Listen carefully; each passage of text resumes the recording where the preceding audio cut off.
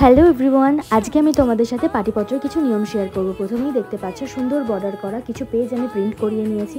পাটিপত্রের এমন কিছু বিশেষ নিয়ম নেই, আমাদেরও কনফিউশন ছিল যে হয়তো পুরোহিতই লাগবে, তো এমন কোনো ব্যাপার না। আমাদের বাড়িতে পাটিপত্র প্রসেনজিতের দাদাই লিখেছে। তোমাদের সুবিধার জন্য পাটিপত্র লেখা একটা ছোট্ট স্ক্রিপ্ট আমি ভিডিওতে অ্যাড করে দেবো। পাটিপত্র লেখা হয়ে গেলে পাত্রপাত্রী দুজনেই সেখানে সাইন করে নেবে এবং দুজনের বাড়ির গার্জিয়ানই সেখানে সাইন করবে, 3 জন 5 জন বা 7 জন এভাবে।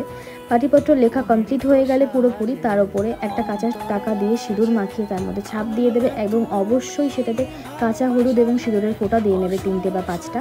তারপর 3বার ধান দুব্য দিয়ে এবং 7বার উলু দিয়ে সেটাকে একটু পুজো করে নেবে। এখানেই শেষ হয়ে যাচ্ছে পাটিপত্রের সমস্ত নিয়ম।